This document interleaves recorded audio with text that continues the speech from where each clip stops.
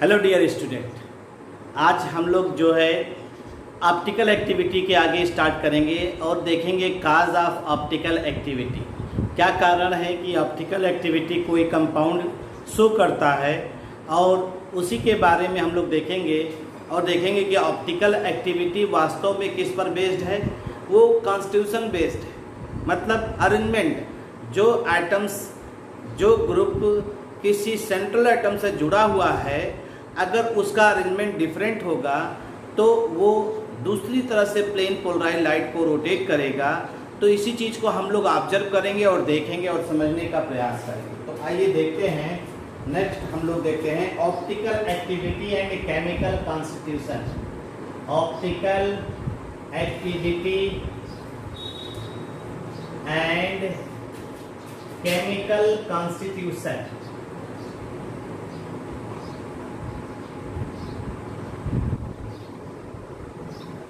Optical activity and chemical constitution.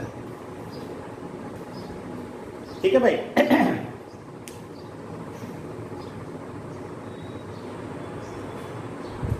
Optical activity and chemical constitution हम लोग start करने चल रहे हैं। तो ऑप्टिकल एक्टिविटी क्या होती है, कल चर्चा हमने किया था। कल हम लोगों ने इस बात के बारे में चर्चा किया था कि ऑप्टिकल एक्टिविटी क्या होती है, ऑप्टिकल एक्टिविटी को कैसे डिफाइन करते हैं। ठीक है, प्लेन पोलराइज लाइट के बारे में भी बता दिया था। आज हम लोग जो है ऑप्टिकल एक्टिविटी को किससे कोरिलेट करेंगे, केमिकल कॉन्स्टिट्यूशन से। जो किसी भी मॉलिक्यूल का केमिकल फार्मूला है उससे, उसका कंस्ट्रक्शन जो है उससे हम लोग जो है इसको कोरिलेट करेंगे। तो वास्तव में हम लोग कहते हैं ऑप्टिकल एक्टिविटी वास्तव में होता कैसा है। Optical activity is purely constitutive property, purely constitutive property, यानी ये constitutive property he, purely constitutive property. Optical activity is a purely constitutive property, यानी इसका मतलब क्या हुआ, that is the arrangement of atoms, the arrangement of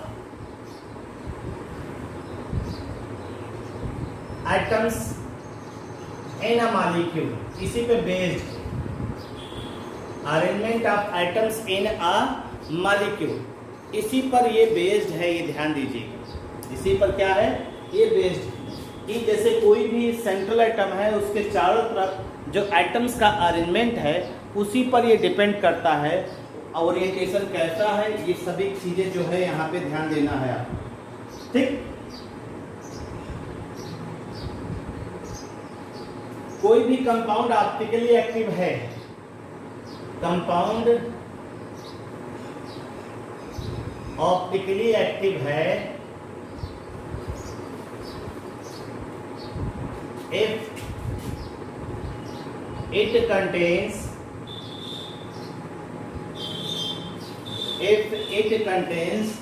at least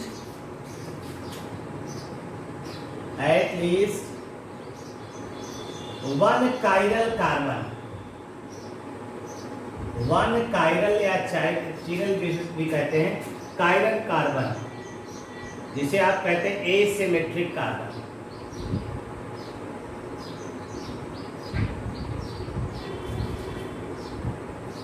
one chiral carbon atom या asymmetric carbon atom, मतलब that is a carbon atom surrounded by, किसे कहते हैं asymmetric, a carbon atom surrounded by 4 different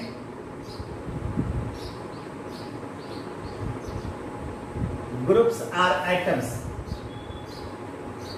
4 different groups or atoms. कोई भी carbon atom वो surround हो 4 different group are atoms, अगर ये इसके द्वारा घिरा है तो उसे कायरल कार्बन कहते हैं। जैसे देखिए ये कार्बन है, ए बी सी डी, तो चारों ग्रुप क्या हैं, अलग अलग। कार्बन टेट्राहेड्रल अरेंजमेंट शो कर रहा है और टेट्राहेड्रॉन में कार्बन फिट है बिल्कुल सेंटर में और चारों ग्रुप अलग हैं, तो इसे हम लोग एस्ट्रिक बनाते हैं। इसे क्या कहते हैं? Asymmetric carbon. और एसिमेट्रिक कार्बन जो है इसे रिप्रेजेंट करते हैं, represent by asterisk. Asterisk star बना के रिप्रेजेंट करते हैं।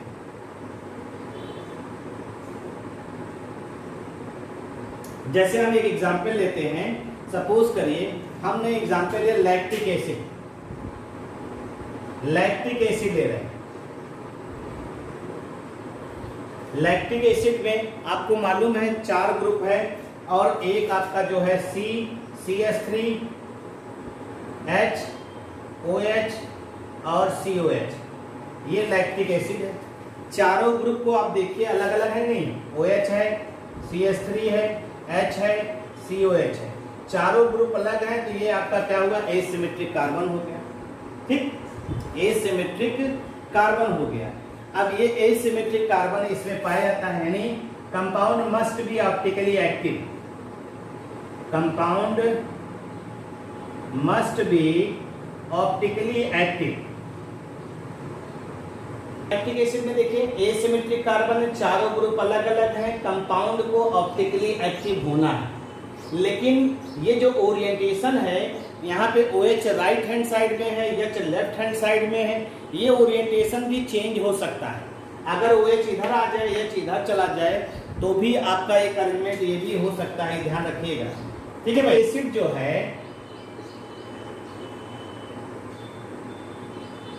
Existing 2 isomers, existing 2 forms।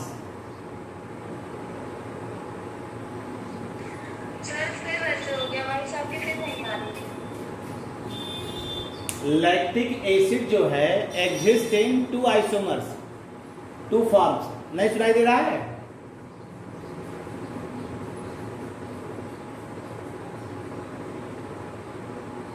Two forms. ठीक,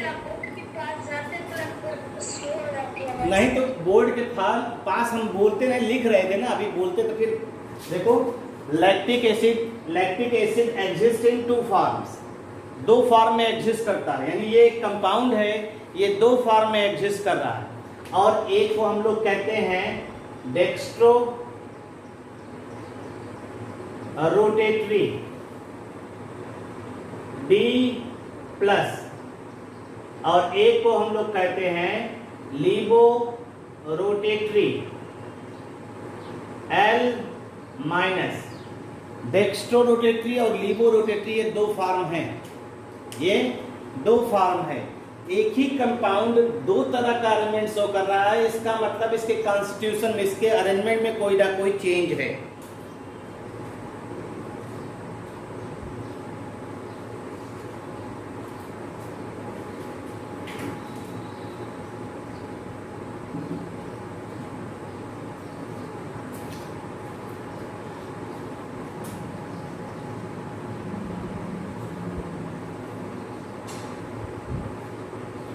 क्योंकि हमने क्या कहा, लैक्टिक एसिड का कंपोजिशन क्या है? Since composition is same, composition of compound क्या होगा?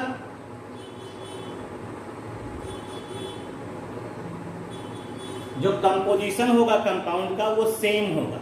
ध्यान दीजिएगा, जो कंपोजिशन होगा कंपाउंड का वो सेम होगा, लेकिन ये 2 फॉर्म में एग्जिस्ट कर रहा है, इसका मतलब it means must have different orientation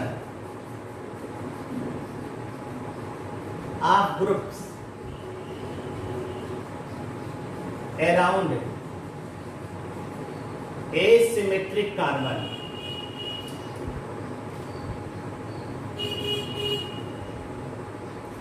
compound चूंकि कंपोजिशन जो है कंपाउंड का वो सेम है, लेकिन इसका ओरिएंटेशन क्या है, लेकिन ये 2 फॉर्म में एग्जिस्ट कर रहा है।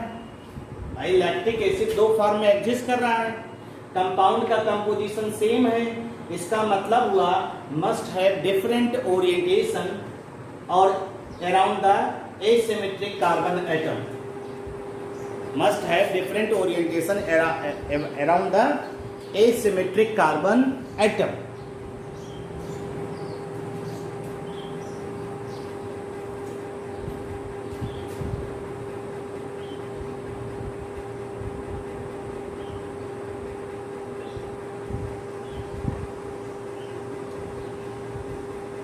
तो इसीलिए कहते हैं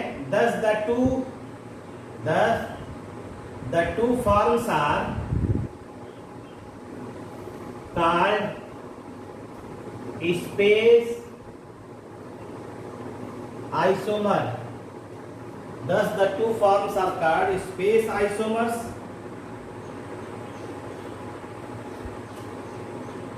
that is optical isomer, यही क्या कहलाएंगे, ऑप्टिकल आइसोमर कहलाएंगे, यही आपके ऑप्टिकल आइसोमर भी कहलाएगा, that is optical isomer. These two forms are called space isomer और दैट इज ऑप्टिकल आइसोमर, इसी को हम लोग क्या कहेंगे, ऑप्टिकल आइसोमर भी कहेंगे। अब देखिए जैसे अरेंजमेंट हम आपको दिखाने चल रहे हैं, अरेंजमेंट देखिएगा,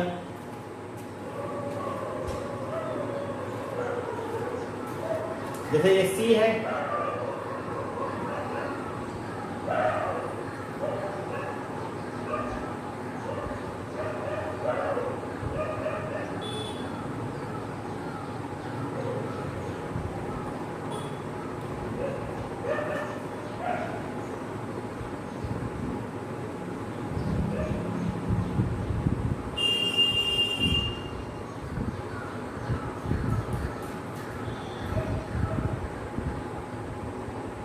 ये मिरर,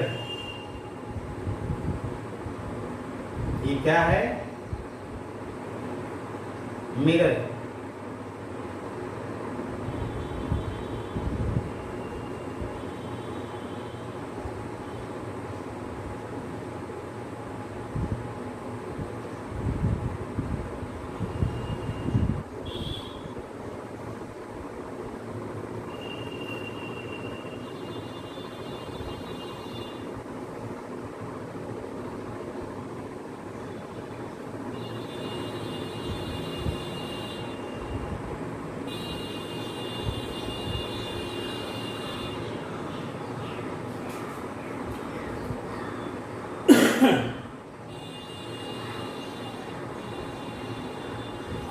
ये क्या है, spatial difference, spatial difference in D and L forms of lactic acid, want half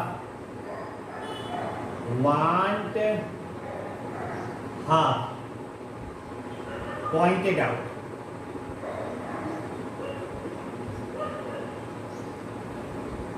इन्होंने इसको बताया, ली डेल और वांट हाफ जी ने स्पेशल अरेंजमेंट इसको बताया और दिखाया कि दोनों एक दूसरे के, देखिए मिरर इमेज, दोनों एक दूसरे के कैसे दिखाई दे रहे हैं, मिरर इमेज दिखाई दे रहे हैं।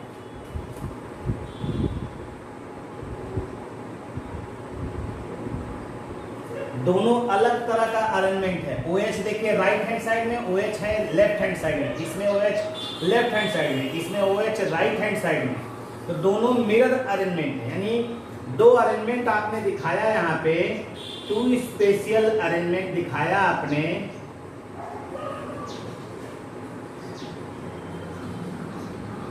To spatial arrangement, both are different, looks like mirror image of each other, mirror images of each other, एक दूसरे के मिरर इमेज दिखाई दे रहे हैं। और just like as that right hand and left hand, right hand and left hand of same person, एक ही आदमी के जैसे राइट हैंड और लेफ्ट हैंड होते हैं, वैसे एक ही कंपाउंड का ये मिरर इमेज दिखाई दे रहा है। एक ही कंपाउंड का ये मिरर इमेज यहाँ पे दिखाई दे रहा है। एबव कॉन्फ़िगरेशन की बात अगर हम लोग कर रहे हैं, above configuration are different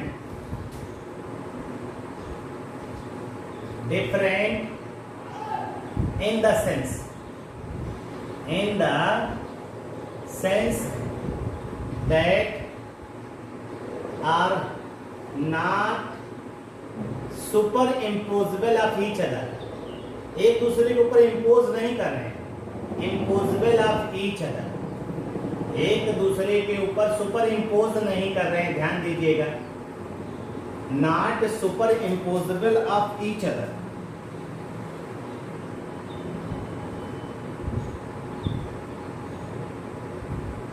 just like as that of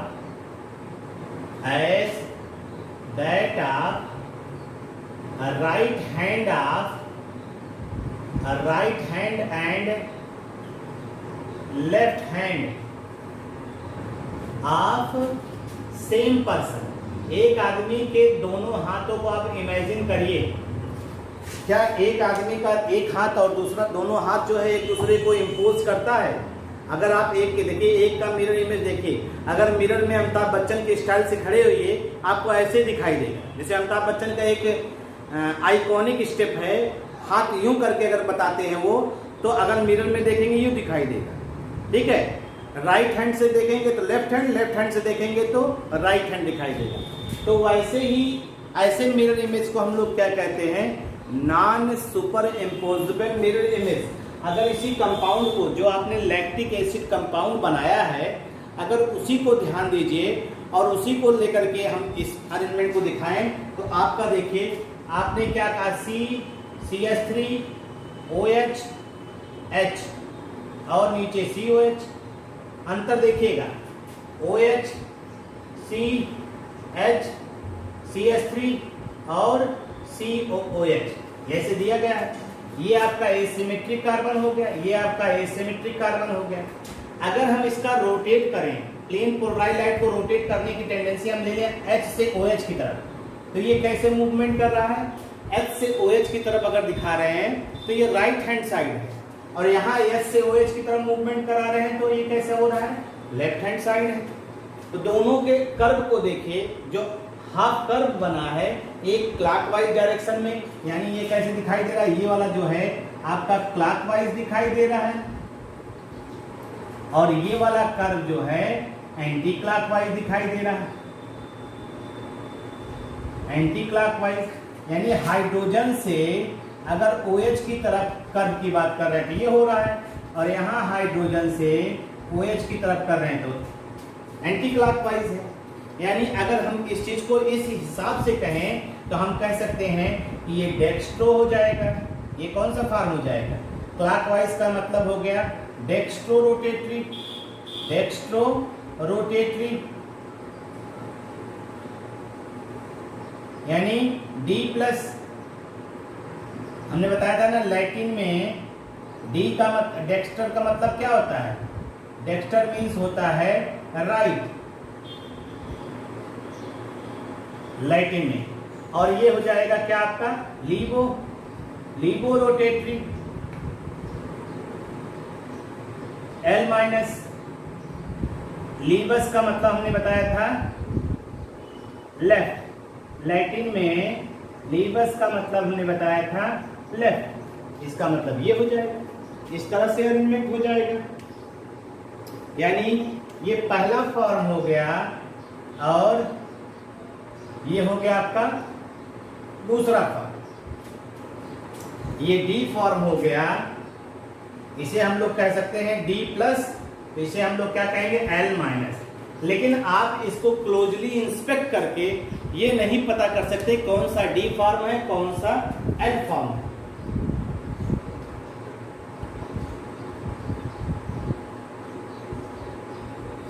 और इन दोनों आइसोमर को हम लोग क्या कहेंगे, these two isomers are also called, देखिए these two isomers, these two optical isomers, optical isomers are also called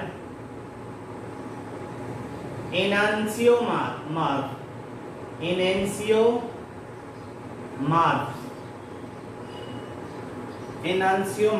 एनांसियोमर्स भी कहते हैं। ये भी क्या है, एनेंसियो मीन्स होता है अपोजिट,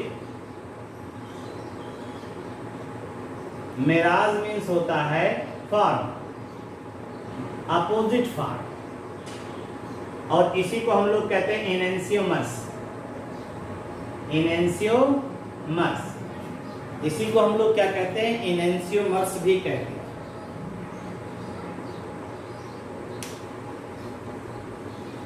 इसी को हम लोग क्या कहेंगे, एनेंसियोमर्स भी कहेंगे भाई। क्लॉकवाइज प्लेन पोलराइज्ड लाइट को रोटेट करेगा उतना ही एंटी क्लॉकवाइज को भी रोटेट कर सकता है। तो अगर D और Al का इक्विमोलर मिक्सचर, दोनों को इक्विमोलर मिक्सचर ले लीजिए, तो जो इक्विमोलर मिक्सचर होता है उसी को आपने नाम दिया था रेसमिक मिक्सचर, रेसमिक मिक्सचर, और ये ऑप्टिकली इनएक्टिव होता है। क्या होता है, ऑप्टिकली इनएक्टिव होता है। ये जो है ऑप्टिकली इनएक्टिव होता है, और ये दोनों जो होते हैं आपने हाँ बोलो। हाँ हाँ, लेकिन हम लोग ये बता नहीं सकते कौन सा है, क्योंकि कंपाउंड तो एक ही फॉर्म में रहेगा ना। उसकी प्रॉपर्टीज जब इन्वेंट कर लेंगे, जब प्रॉपर्टीज जान लेंगे, तभी बता सकते हैं कि डेक्स्ट्रो है कि लिवो, ऐसे नहीं जान सकते। और ये दोनों ऑप्टिकल एक्टिव होंगे।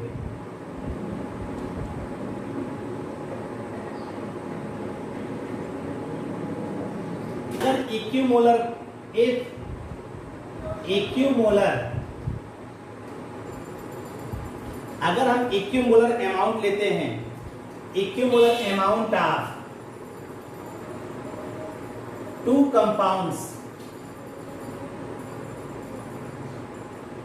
Equimolar amounts of two compounds या to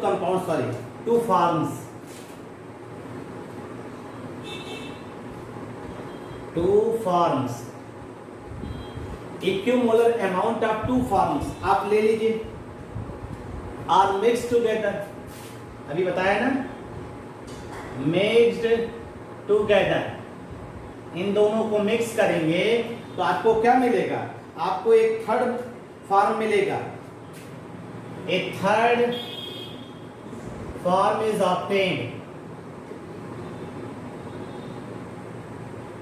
third form is obtained, optically inactive होगा। वो कैसा होगा, ऑप्टिकली इनएक्टिव होगा, ऑप्टिकली इनएक्टिव होगा, ये ध्यान रखिएगा। क्यों, because rotation of plane polarized light, rotation of plane polarized light by one form is compensated by another form, compensated by another form, ठीक। और this is called क्या कहलाएगा? External compensation. ये बाहर से ही हो जा रहा है, एक्सटर्नल कंपनसेशन। इसी को हम लोग एक नाम देते हैं एक्सटर्नल कंपनसेशन। जब दो चीजों को आपस में मिक्स कर रहे हैं, मिक्स करने पर वो ऑप्टिकली इनएक्टिव फॉर्म बन रहा है और प्लस वाला माइनस को, माइनस वाला प्लस को कंपनसेट कर रहा है, तो इसी को हम लोग क्या कहेंगे? एक्सटर्नल कंपनसेशन कहेंगे। और इस एक्सटर्नल कंपनसेशन की वजह से हमें जो थर्ड फॉर्म मिलेगा, the third form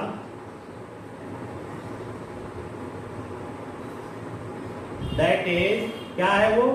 DL plus minus is racemic mixture. Racemic mixture optically inactive, वो ऑप्टिकली इनएक्टिव हो जाएगा। क्या हो जाएगा? ऑप्टिकली इनएक्टिव हो जाएगा।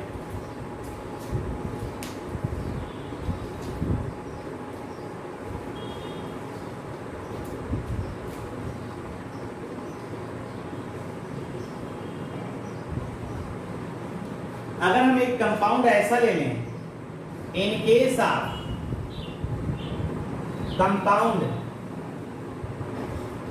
containing two asymmetric carbon, containing two asymmetric carbon, अगर किसी में दो asymmetric कार्बन हो तब की बात हम लोग करने चल रहे हैं। एग्जाम्पल ले रहे हैं tartaric acid. Tartaric acid,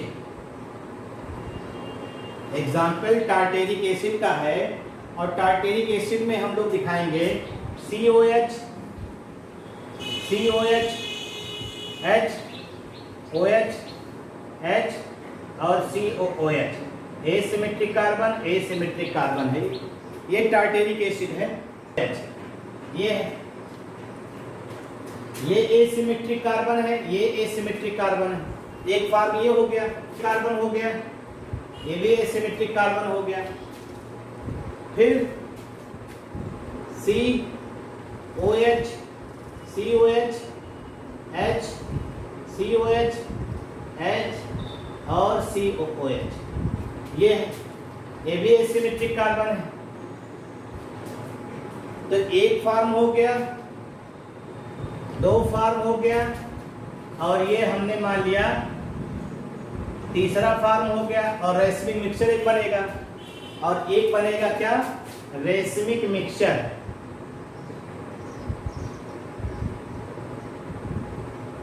racemic mixture DL plus minus optically inactive.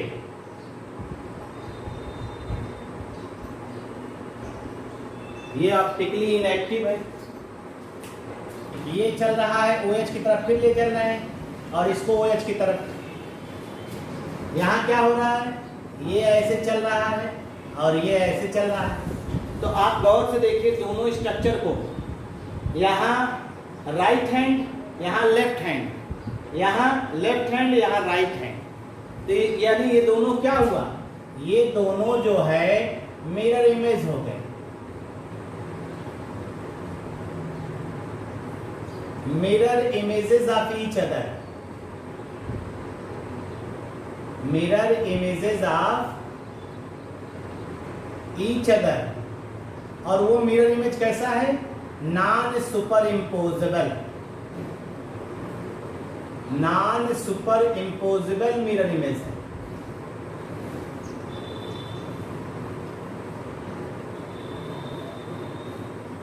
Non superimposable mirror image है। और एक को आप D फॉर्म कह सकते हैं और एक को आप L फॉर्म कह सकते हैं। अब यहां पे देखिए,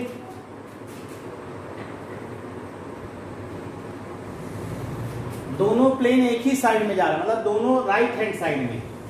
और आप अगर इसको ध्यान से देखिए तो अगर इसका मिरर इमेज आएगा तो हम लोग पहले इसको देखते हैं प्लेन। एक प्लेन देखिए, यहां कौन सी चीज प्रेजेंट है? Plane of symmetry, plane of symmetry present है। अब आधा मॉलिक्यूल खुद ही आधे मॉलिक्यूल को सुपर इम्पोज कर दे रहा है।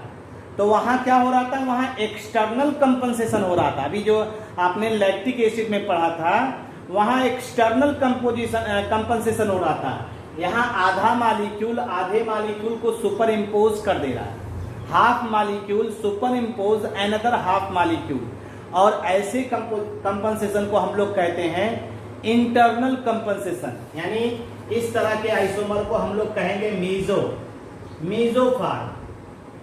और ये क्या होगा, ये ऑप्टिकली इनएक्टिव होगा, ये ऑप्टिकली इनएक्टिव फॉर्म है। इसका मतलब है such compound in which half molecule superimpose another half molecule are called such compound in which half molecule superimpose another half molecule are called mesocompound.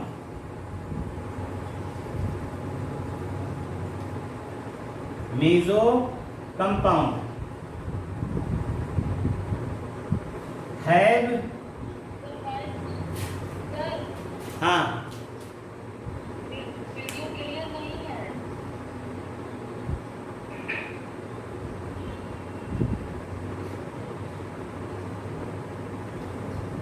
अब देखो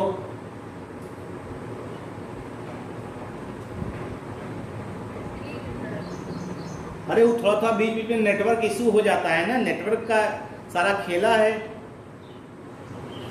तो हमने आपसे क्या कहा, ऐसे कंपाउंड जिसमें आधा मालिक्यूल सुपर इम्पोज करता है अनदर हाफ मालिक्यूल को, ऐसे कंपाउंड को मेसोफार्म कहते हैं।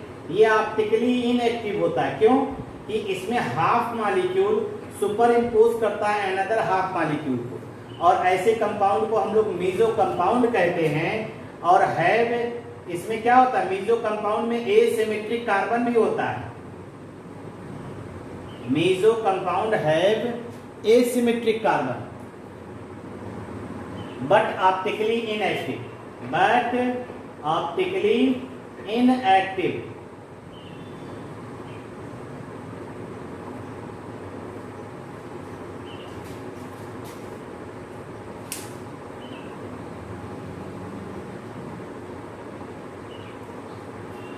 अब इसमें मेसो कंपाउंड में क्या पाया जाता है, देखिए मेसो कंपाउंड में प्लेन ऑफ सिमेट्री पाया जाता है, और इस प्लेन ऑफ सिमेट्री की वजह से half molecule super impose another half molecule. इस प्लेन ऑफ सिमेट्री पाए जाने की वजह से ये हाफ मालिक्यूल सुपर इम्पोज कर रहा है अनदर हाफ मालिक्यूल की को, इसी वजह से ये ऑप्टिकली क्या होगा, इनएक्टिव फॉर्म है।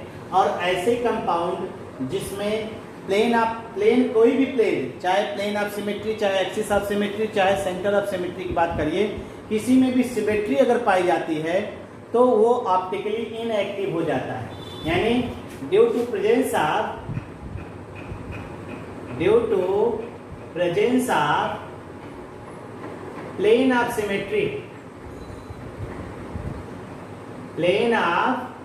सिमेट्री मॉलिक्यूल इज ऑप्टिकली क्या होगा, मॉलिक्यूल जो होगा वो ऑप्टिकली इनएक्टिव होगा। Molecule is optically inactive.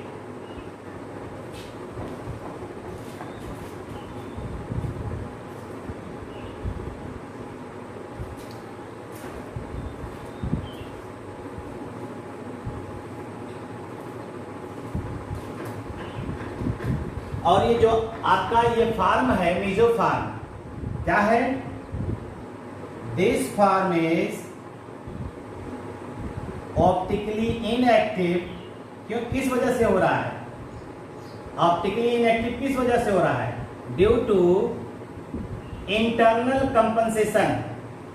यहां इंटरनल कंपनसेशन हो रहा है, अपने आप से आधा आधे को सुपर इम्पोज कर रहा है। इंटरनल कंपोजिशन, इंटरनल कंपोजिशन, ठीक है। This form is optically inactive due to internal compensation. ये बात हम लोग यहाँ पे कर रहे हैं।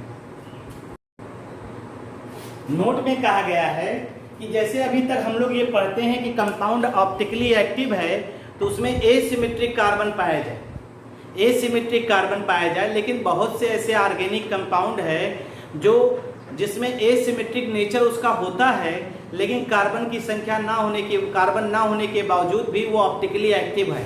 तो इसका मतलब ये जरूरी नहीं कंपाउंड के पास कार्बन हो तभी वो ऑप्टिकली एक्टिव हो, ऐसा नहीं। मॉलिक्यूल का नेचर ही अगर एसिमेट्रिक है तो वो मॉलिक्यूल ऑप्टिकली एक्टिव होगा, ये ध्यान दीजिएगा। अगर मॉलिक्यूल जो है उसके पास एसिमेट्रिक कार्बन नहीं लेकिन मॉलिक्यूल अनसिमेट्रिकल है या कहिए एसिमेट्रिकल इन नेचर शो करता है या उसमें कोई प्लेन ऑफ सिमेट्री एब्सेंट होती है तो ऑटोमेटिक वो ऑप्टिकली एक्टिव होगा, ये ध्यान रखिएगा। यही लिखने चल रहे 2 line.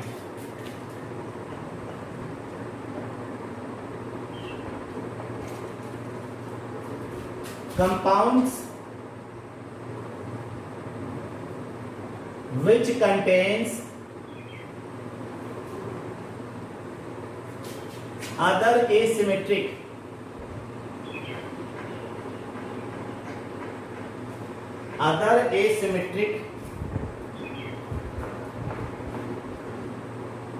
atoms like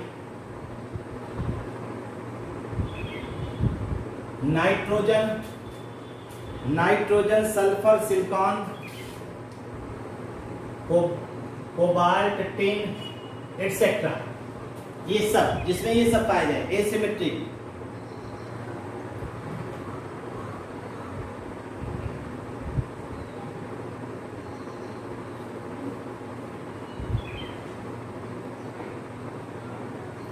are optically active, optically active.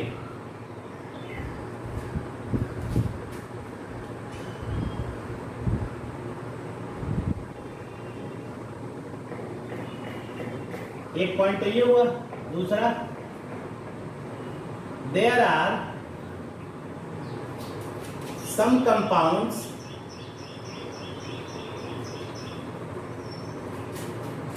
which have no asymmetric atom, asymmetric atoms। बहुत से ऐसे भी कंपाउंड होंगे जिसमें एसिमेट्रिक एटम्स नहीं होंगे, but are optically active, but are optically active, but are optically active because the molecule whole, पूरा molecule ही क्या होगा, is asymmetric, means can't divided into 2 equal parts, 2 equal parts, ठीक है। 2 इक्वल पार्ट्स में आप इसको कैटेगराइज नहीं कर सकते। दैट्स वाई हम लोग ये कह सकते हैं optical activity is a constitutive property,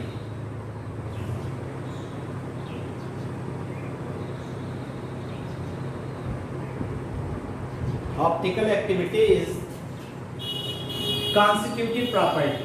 optical activity को क्या कहेंगे, is a constitutive property, that is optical activity is related to asymmetry of molecule, asymmetry of molecule, यही चीज आपको याद रखना। Optical activity is related to asymmetry nature of molecule. इसका मतलब है ऑप्टिकल एक्टिविटी इस बात के लिए यूज किया जाता है, डिटेक्ट करने के लिए यूज करते हैं आप कि ऑप्टिकल एक्टिविटी अगर कोई मॉलिक्यूल शो कर रहा है तो वो कैसा नेचर होगा, एसिमेट्रिक होगा। ये चीज है। इतनी बातों को जो है आप पढ़ डालिए, बाकी की बातें नेक्स्ट हम लोग नेक्स्ट लेक्चर में देखा जाएगा। Thank you.